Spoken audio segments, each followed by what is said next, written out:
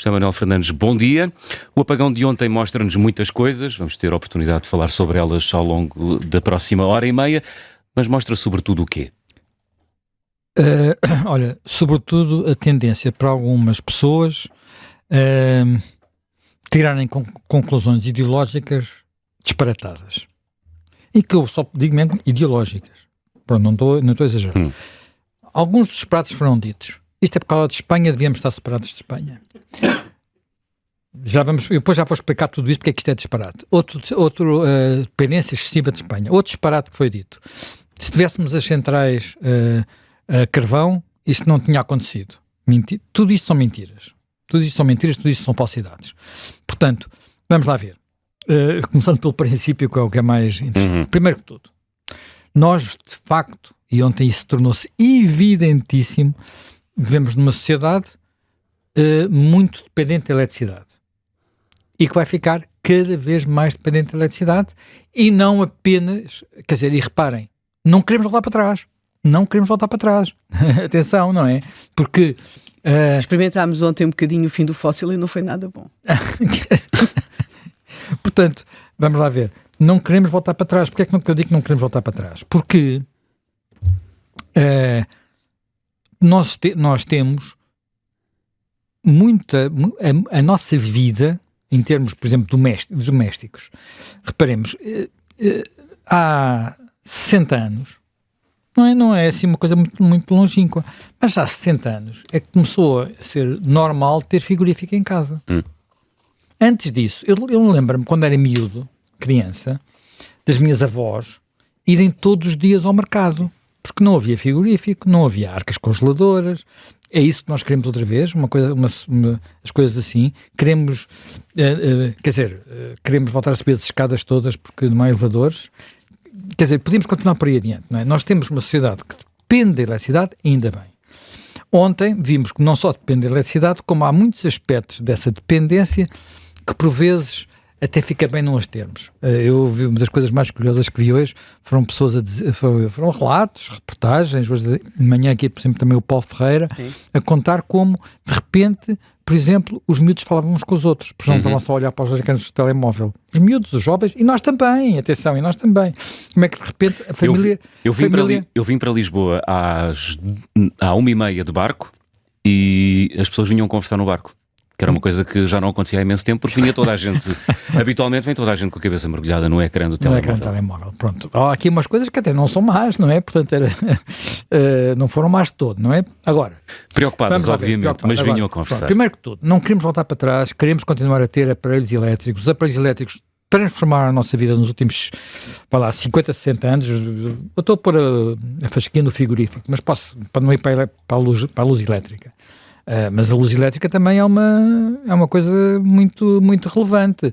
Eu aqui há uns anos lembro-me de ter lido uma coisa sobre o número de horas que um trabalhador manual precisava para ter uma luz de velas à noite, para o dia não acabar quando o sol se punha, e portanto ter velas, o número de horas de trabalho que ele precisava de investir e o número de minutos que hoje nós precisamos, um trabalhador idêntico, de investir para ter a casa toda iluminada. Portanto, não estamos a falar de mundos diferentes. Portanto, não é um mundo pré-eletricidade e pré-consumo de energia que nós desejamos. Dito isto, vamos lá ver. Porque é que eu digo que muitas das coisas foram ditas sobre a dependência espanhola, sobre o sistema elétrico, em termos... Quer dizer, hoje de manhã também ouvi o Rui Tavares a dizer o problema é que está empresas muito grandes. Vamos lá. Isso são coisas que têm a ver com capuchinhos que as pessoas têm na cabeça. Vamos lá começar pelo princípio. Primeiro que tudo, isto é complicado. E a principal complicação é que a eletricidade é diferente da água.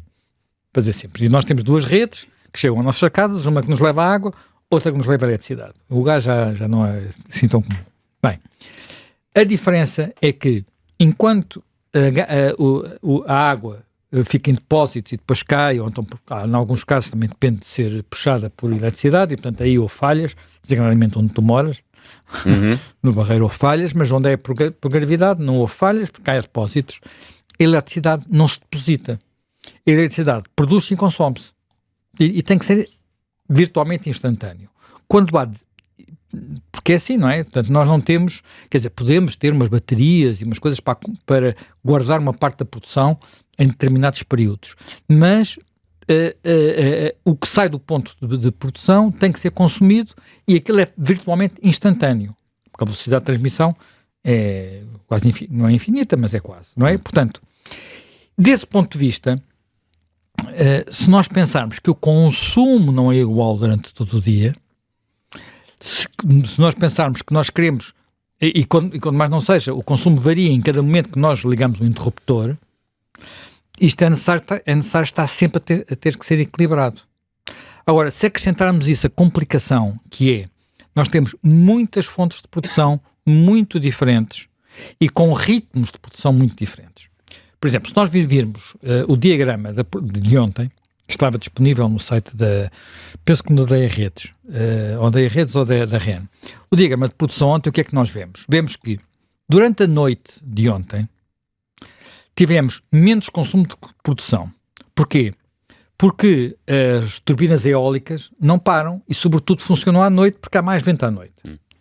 Portanto, o que é que se faz com essa eletricidade a mais? Habitualmente o que se faz é ligar os sistemas de bombagem das barragens, puxar água, sugar água para cima e a barragem funciona como uma espécie de grande bateria ou grande pilha que depois fica ali com água acumulada e, se for necessário, liga-se a turbina-se, produz energia outra vez, injeta-se na rede. Ora bem, quando o dia começou, o que nós vemos é a produção elétrica eólica foi diminuindo, porque começou a haver menos vento, e entrou a produção solar. Imensa produção solar, logo. E obviamente percebe-se porquê, durante a noite não há sol, portanto não há produção solar só há durante o dia. E, a certa altura, vemos que, além da produção solar, no diagrama português, entra importação de energia. E porquê que entra importação? E vemos que no meio disto tudo, praticamente não temos energia de combustíveis fósseis. Existe lá um bocadinho, mas residual, e cá em baixo, no diagrama está cá em baixo. E muito pouca produção também de energia hídrica. Portanto, as barragens estão lá, mas estão a produzir pouco. Porquê? Porque o ritmo e nós fomos buscar a Espanha, energia, porque a Espanha estava a produzir energia a mais e, portanto, energia mais barata. E repara, isto não é uma vantagem para os operadores, como se diz, vão buscar energia mais barata. Isto, no final, reproduz no preço final do consumidor. Eu recordo que quando foi, e tudo isto tem tudo, há sempre dois lados da moeda, não é? Quando foi a crise energética, quando foi a crise de energia, dos preços do custo de energia relacionado com a invasão da Ucrânia e o corte do fornecimento da Rússia, falou-se muito da Ilha Ibérica como sendo uma coisa boa que nos permitiu não ter a mesma pressão sobre o custo da energia que tivemos agora. E na altura isso foi visto como sendo muito bom, porque estávamos, de alguma forma, protegidos e tínhamos outros mecanismos. Agora, agora vimos o outro lado da moeda, que é, vimos o outro lado da moeda e na altura também não era obrigatório estar tão isolados. Vamos lá ver, nós estamos de facto numa ilha, como é natural, não é? Uma península é por definição uma quase ilha, e a nossa interligação com o resto da Europa é menor do que devia ser. Mas eu recordo-me quando estas discussões começaram há muitas décadas, e está cá agora connosco o Nuno Ribeiro da Silva, talvez se recorde disto também, havia quem dissesse que a maneira mais barata de nós termos energia em Portugal, energia elétrica, era importarmos a energia do nuclear francês, que era a mais barata de todas. Só que isso implicava, importar de França, atravessar a Espanha e depois chegar a Portugal. E, portanto, essa interligação nunca foi boa. Por razões que têm a ver, enfim, razões históricas que agora é difícil, eu não sou capaz de reconstituir tudo. Nos últimos tempos, creio que é sobretudo a França que tem pouco interesse em fazer essas interligações e, portanto, há uma pressão da União Europeia nesse sentido, uma pressão portuguesa e espanhola nesse sentido, mas elas são travessias nos Pirineus, implicam investimento, linhas numa zona que não é uma autoestrada, e, portanto, não tem sido feito e haverá outros motivos. Portanto, nós funcionamos aqui como uma espécie de ilha. E, felizmente, uma ilha integrada. Quer por razões que têm a ver com o custo, quer por razões que têm a ver com a segurança de abastecimento global a todas as regiões. Porque de vez em quando, de facto, há acidentes. As pessoas hoje recordam muito o apagão da cegonha. O apagão da cegonha, que foi, olha, está quase a fazer 25 anos, foi no princípio de maio do ano 2000. O apagão da cegonha foi mais curto, afetou só... O apagão da cegonha basicamente é um apagão provocado por uma cegonha que chocou com os postes de energia, alguns na Figueira da Foz, e que apagou sobretudo o sul do país durante umas horas, mas durante a noite. Ora bem, na altura eu recordo-me de ter lido textos a dizer, se nós estivéssemos mais interligados em Espanha, tínhamos resolvido isto mais depressa, ou se calhar nem sequer tinha acontecido. Portanto, agora toda a gente diz, a gente devia estar isolados de Espanha, que assim não tinha chegado cá o problema espanhol. Quer dizer, e pagamos isso depois todos os meses. E pagaríamos na fatura de eletricidade todos os meses, caro, como é óbvio, não é? Porque a eletricidade nos ficaria mais cara. Já não está barata. Portanto, a eletricidade em Espanha, porque tu repara, há aqui, eu na época estava a falar do diagrama da produção de ontem. Agora, repara, nós na rede temos eletricidade que vem de várias fontes. Alguma dessa eletricidade chega sem nós controlarmos sem nós ligarmos e desligarmos, por assim dizer, no sentido de a fonte de energia poder ser desligada. Nós não desligamos o vento, nem desligamos o sol. Quando há, quando não há, não há. Portanto, no sistema é preciso ter outras fontes de energia que podemos ligar ou desligar.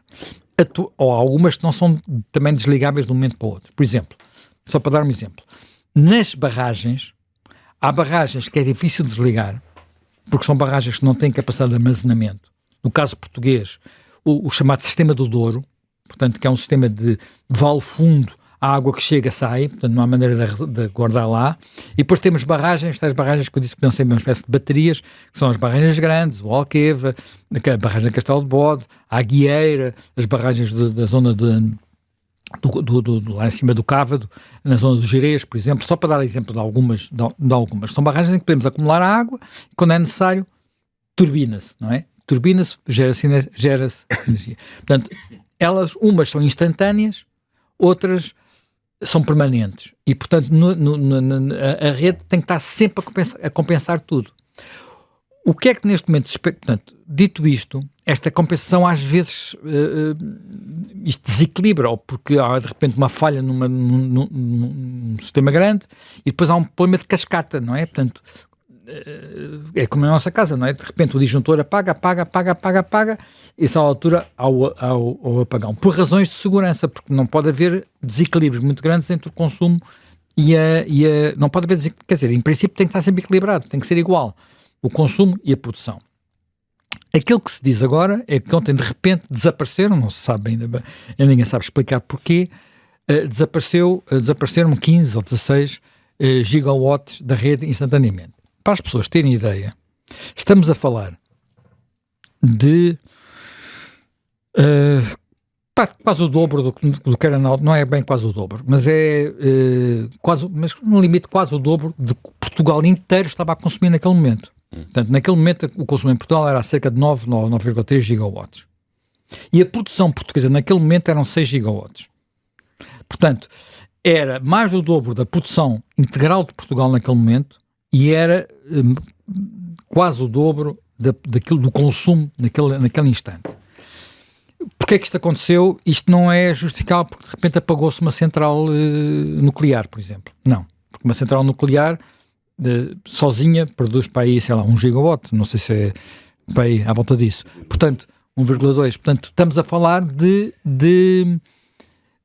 algo que fez apagar muito mais do que isso instantaneamente. E isto às vezes, isto provoca depois um efeito em cadeia. Por exemplo, um outro apagão famoso, há muitos apagões, não é? As pessoas têm a ideia que há assim uma coisa. Olha, no Paquistão nos últimos anos houve dois. E qualquer dois grandes. Hã? Houve um enorme na Índia, o maior. Houve o maior de todos foi na Índia, mas esse já foi há uns anos. O Brasil muito comum, Venezuela, enfim. Para dizer, o melhor comentário que eu ouvi a isto era, eu ia aqui na rua e passam por mim 2 brasileiros que diziam povo sofrido, ou não sei o que é este. No Brasil, quando há apagão, é uma semana.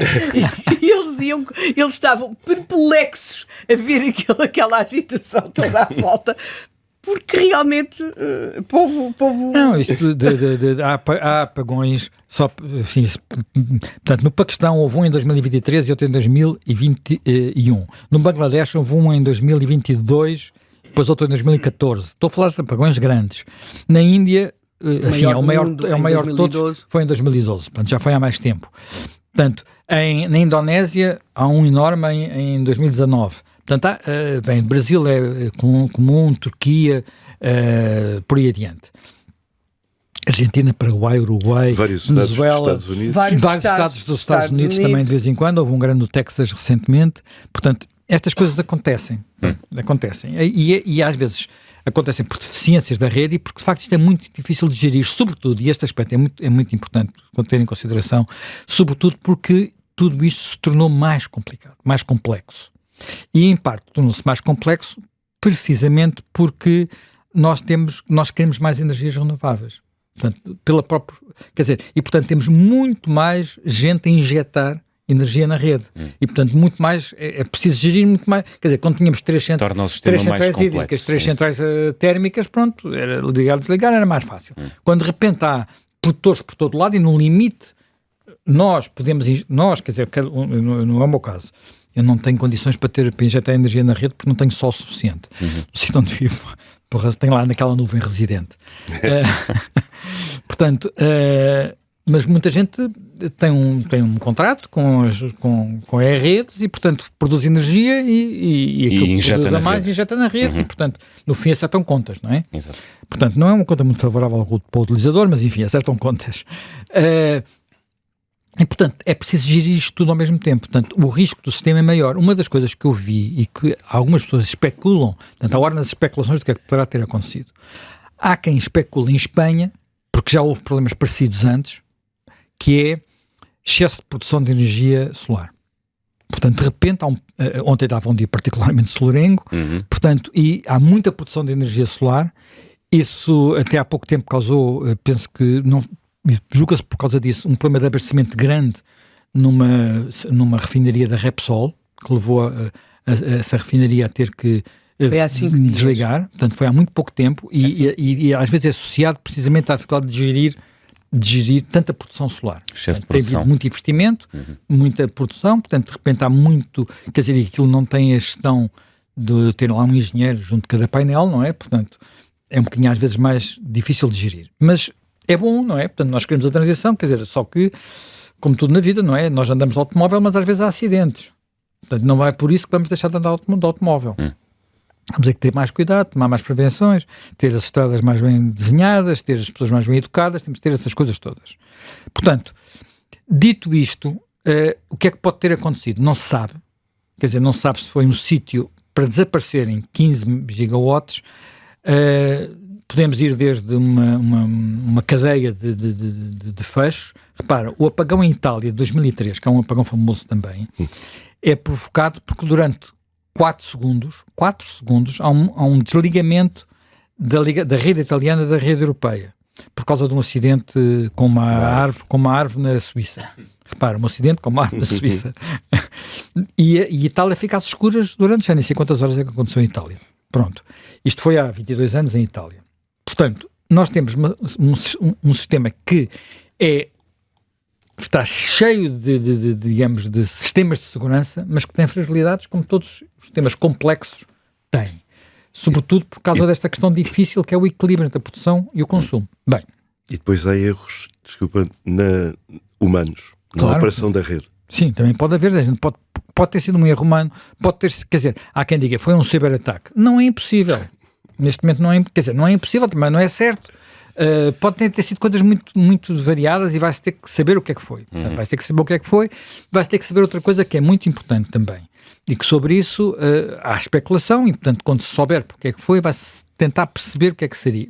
Se teria sido melhor ou não estarmos mais ligados à França. Portanto, há quem diga que se estivéssemos mais integrados com a França, talvez se conseguisse ter amortecido aquele efeito. Há quem diga que se calhar o que acontecia era ir a Europa toda atrás. Porque depois aquilo começam a disparar os disjuntores por aí adiante e aquilo vai a Europa toda atrás. Portanto, temos de facto uma situação que é difícil de gerir. Não sabemos porque é que estas coisas aconteceram e só para as pessoas também perceberem, isto depois não é só voltar a fazer o que nós fazemos, que é disparou o disjuntor, descemos ao sítio, ou descemos, no meu caso deste, mas algumas pessoas vão até ao pé da porta de entrada, voltam a pôr a patilha para cima, está tudo resolvido. É um pouco mais complicado. Hoje de manhã tivemos aqui quem explicasse isso bem. Isto tem que ser feito por ilhas, digamos assim, portanto, primeiro arranca um, depois vai arrancando outro, vai arrancando outro, e aí, mais uma vez, uma questão, eu diria, quase que ideológica, que é, nós temos neste momento o sistema português, para rearrancar, depende apenas de 2 centrais de produção.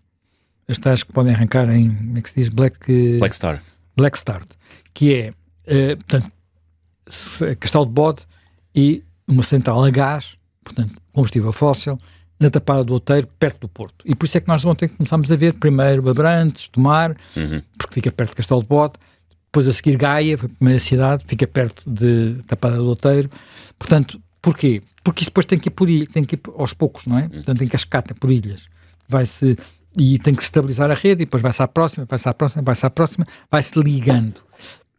Porque até essa operação de ligar é complicada, porque se eu não tiver, eu ligo de um lado, não tenho consumo do outro, e aquilo vai abaixo outra vez, não é? Claro. Portanto, e ontem houve, ao que disse a REN, várias tentativas de ligar os sistemas, e as primeiras vezes é que não se conseguia pôr aquilo em cima, precisamente por causa deste sistema de disparar automaticamente. Portanto, para terminar e para não demorar muito mais tempo, porque temos aqui convidados, só queria acrescentar o seguinte. Há um outro aspecto que nós não podemos deixar de considerar, que é o comportamento das pessoas. Desse ponto de vista, eu ontem estava a ver, enfim, até no caminho para casa, até parei para entrar num supermercado e ver como é que as coisas estavam lá dentro. Eu não precisava de lá ir buscar nada, mas fui só ver como é que estavam. Já havia prateleiras vazias, parecia a União Soviética, sem nenhuma razão de ser, aquilo não se justificava o que aconteceu. Portanto, eu acho que sob esse ponto de vista, não posso esquecer tudo aquilo que li nos últimos meses sobre o que fizeram nos países nórdicos de preparação para uma crise. Portanto, por exemplo, na Dinamarca, todos os cidadãos receberam um PDF, um mail do Estado, dos serviços públicos, a explicar o que é que deviam fazer em caso de guerra, incluindo hipótese de guerra nuclear por causa da crise na Ucrânia. Toda a gente recebeu aquilo, com uma explicação. Recentemente li alguém que esteve na Suécia e que foi visitar uns amigos e que tinham lá um livro em cima da mesa que o governo sueco distribuiu com tudo o que é necessário ter e o que é necessário fazer, as precauções todas. E nós, teoricamente, sabemos de algumas coisas. Por exemplo, sobre os terremotos, estamos mais ou menos, os miúdos vão dizendo o que é que se tem que fazer. Mas eu ontem recordava que toda a gente sabe que, além daquelas coisas que fazemos, para onde é que devemos ir na casa, para onde é que não devemos ir na casa, se devemos ir para a rua, se não devemos ir para a rua, o que é recomendado numa situação de terremoto? O que é que está dito em todos os manuais? O que é que os miúdos aprendem na escola? Tenham um rádio a pilhas. Olha, eu não tinha. Tu sei que tinhas um, não é? Eu também. Eu tinha um, sim. Eu não tinha e não consegui comprar, não é? Quer dizer, eu não, mas não conseguiram comprar, porque esgotaram-se logo, não é? Sim. Esgotaram-se logo. Às vezes tem encerrado, não se tem as pilhas. Esgotaram e o preço aumentou substancialmente também. Portanto, anda-se a dizer há não sei quanto tempo, e até recentemente, até para a parte da União Europeia, tenha conservas em casa. Bem, as prateleiras estavam vazias no supermercado, eram as conservas. Não havia lá nada já, quando eu passei por um. E para outros havia filas à porta, portanto, devia acontecer o mesmo. Tenha conservas, quer dizer, tudo isso as pessoas, sabendo teoricamente, não cumpriram. Pode ser que agora aprendam, porque eu mais volto ao tempo miúdo das minhas avós. Eu nasci já há muitos anos não, mas uma dúzia de anos, mais de uma dúzia de anos, depois do fim da Segunda Guerra Mundial. E quando era miúdo, portanto, aí 20 anos depois do fim da Segunda Guerra Mundial, ainda havia no alto das prateleiras de minha casa uns frascos enormes com açúcar mascavado que tinha ficado ali guardado para uma ocasião difícil. Portanto, coisas que tinham ficado no tempo do racionamento da Segunda Guerra Mundial. Portanto, é ótimo para fazer limonada. Sim, já foi à vida depois, entretanto. Eu tinha muitos irmãos e, portanto, aquele açúcar mascavado, quando a gente descobriu o que era, não durou muito tempo. Açúcar mascavado ou o coto no quadro elétrico, não é? Sempre. Sim, mas isso é uma coisa comum e eu tenho. Porque eu vivo num sítio onde de vez em quando Sim. falta eletricidade, não é? Isso eu tenho. Para quem nos ouve e não sabe o que é um coto, é uma vela. É uma vela. Isso eu tenho. Eu tenho, porque este ano já me aconteceu várias vezes, não é? Eu tive 2 tempestades que já me deixaram sem eletricidade 2 vezes. Este ano. Portanto, mas Muito isso é, enfim, não é o comum. Portanto, as pessoas deviam estar, desse ponto de vista, melhor preparadas. Não era preciso estar tão bem preparados como os brasileiros, que estavam a dizer, estes loucos andam a comprar tudo. Quer dizer, eles... Porque apesar de todo o risco, não é, quer dizer, uma semana de eletricidade não é uma coisa que aqui aconteça facilmente. Não quer dizer que não possa acontecer em situação de conflito, que isso é diferente, ou ataques terroristas, ou coisas desse género. Mas assim é mais difícil de acontecer. Bem, dito isto, por favor, não tentem a dizer que isto salvava-se se houvesse centrais a carvão ainda ligadas, porque essas centrais são daquelas centrais que não ligam ou desligam. Essas não ligam ou desligam, é um disparate, é como as nucleares, não ligam ou desligam, estão sempre ligadas. Quer dizer, são centrais que têm uma inércia térmica gigante, ao contrário das centrais a gás, que ligam e desligam. Portanto, essas ligam e desligam, é por isso que nós temos uma dessas preparada. Mas agora, esta central a gás, acabou o contrato, está em prorrogação, e havia quem dissesse que era para acabar. Entre essas pessoas que vêm dizer hoje que é preciso garantia, os mesmos políticos queriam acabar com a central a gás porque é fóssil. Mas atenção, a gente de vez em quando, quer dizer, as pilhas não podemos deitar para o lixo, mas é bom ter pilhas em casa, não é? É preciso depois ter cuidados.